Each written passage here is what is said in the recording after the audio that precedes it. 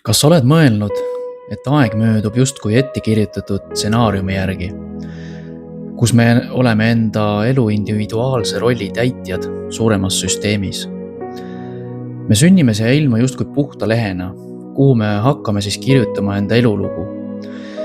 Ning missuguseks romaaniks kujuneb lõpuks meie kirjatükk, seda ei tea me kunagi. Kuid meil on võimalus hakata kirjutama enda elulugu teadlikult selliseks, nagu me seda ise soovime. Kas oled teadlik sellest, kui palju aega sa endale panustad? Kui palju aega sa panustad enda unistustele, enda arengule, enda heaolule? Või koosneb sinu igapäevane elu justkui automaatrežiimis kohustuste täitmisest? Suurem osa inimkonnast elab tegelikkuses justkui ellujäämise režiimil kulgemises, võttes siis omaks neid rolle, mida süsteem on neisse juurutanud.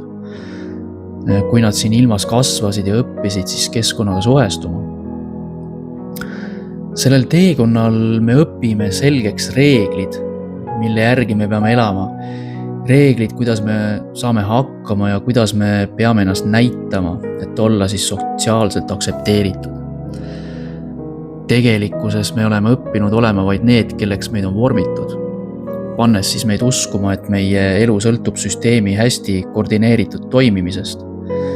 See tähendab ka seda, et meie tegelikkuses ohverdame suure osa endast kellegi teise elus püsimiseks, andes ära siis suure osa enda ajast, hoides töös võrgustikku, mis annab meile täpselt nii palju, kui meil on vaja elus püsimiseks. Kas oled mõelnud, miks meile koolides õpetatakse vaid elementaarseid teadmisi, mis vormivad meid saama osaks sellest suuremast süsteemist, varjutades juba varases eas meie tegelikku olemust ja potentsiaali ning hoides meid justkui oravarattas pinnapealses vajaduste täitmises?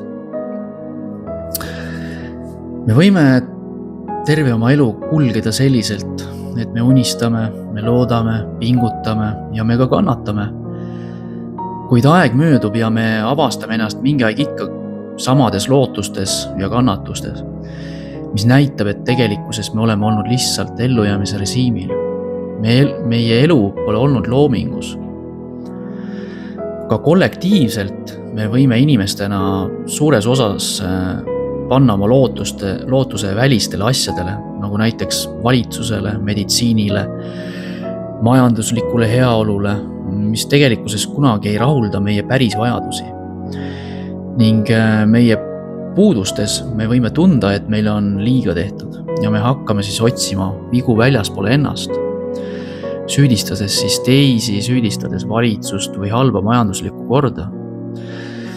See tähendab, et tegelikkuses panustame alateadlikult välisele heaolule, lükates siis ära tähelepanu iseenda võimekusest muuta enda elu selliseks, mis resoneeruks ka meie sisemiste väärtustega, meie enda soovide ja unistustega. Kui me soovime siis elada vastavuses enda sisemisele rahulolule, me peame hakkama ka tähelepanu pöörama rohkem oma sisemaailmale, sellele, kes me oleme päriselt, kui siis ära võtta need maskid, mis me oleme endale ette kasvatanud, et sobituda ja hakkama saada selles süsteemis. Terve meie elu koosneb tegelikult mingit sorti kogemustest, mis siis voolivad meie maailmapilti ja meie isiksust. Ja see kujuneb igal ühel väga individuaalselt, mis tähendab ka seda, et meie arusaamad on erinevad. Ning me kõik kogeme palju rõõmu kui ka palju valu, mis ehitavad üles meie alateadliku süsteemi, kuidas me selle maailmaga suhestume. Ja vastavalt kogemustele kujunevad välja meil reageeringud mingitele situatsioonidele, mis siis vallandavad meie emotsionaalse väljenduse. Ja alateadlikud tunded loovad meie elus ka blokeeringuid, kuid ka lubamisi. Näiteks, kui me oleme saanud suhtes haiget, siis meil tekib alateadlik ohutunnetus selle suhtes, mis meid haavas, luues nii meile sisemised blokeeringud energiaväljas ning see võib luua takistused ka südame tasandis, blokeerides ära armastuse väljenduse kui ka armastuse lubamise ja viies siis tasakaalust välja tervenisti meie keha harmoonilise töö. Aga mida rohkem me hakkame vaatlema enda reageeringuid, tähele panema, mismoodi need mõjutavad meie elu, siis on ka meil võimalik hakata tegema teadlikult tööd enda elu muutmisel. Ennast kasvatades tasakaalukaks, distsiplineerides oma meelereageeringuid ja muutes neid katkiseid mineviku situatsioone mõistmiseks. Kui me hakkame tegelema enda emotsionaalse keha tervendamisega läbi alateadliku töö iseendaga, siis me loome ka muutusi enda maailmapildis ja meie ellu tuleb ka rohkem harmooniat ja kooskõla vastavalt meie tegelikele sisemistele väärtustele. Meie teadvustase muutub ja muutunud teadvustase ongi see võti, mille läbi me siis õpime olema iseenda elu maagid, kes ka suudavad teadlikult luua. Läbi muutunud teadvustaseme me hakkame nägema elus hoopis uusi võimalusi ja me hakkame ka tegutsema hoopis uutel eesmärkidel. Ja see teekond õpetab meile väärtustama iseennast, iseenda aega, enda tervist ja kvaliteeti, mis on meie igapäevaelus. See loob muutusi meie eludes suhete tasandil, mis tähendab, et kõik see, mis meid kahjustab ja alavääristab, see kaob meie elust, kuna me enam ei nõustu selle aktsepteerimisega enda ellu.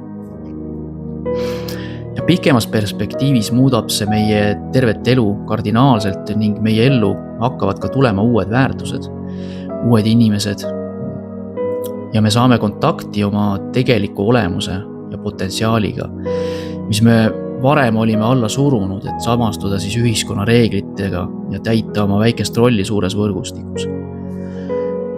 Suuremas pildis tähendab see seda, et me mitte ei muuda ainult iseennast, vaid me muudame ka seda, mida me anname endast välja. Kui me varem tegelesime vaid pinnapealsete vajaduste rahuldamisega, siis olles muutunud teadvusseisundis, mis väärtustab kõrgemaid väärtusi meis endas, hakkame seda jagama ka teistele, muutes nii enda ümbritsevat maailma.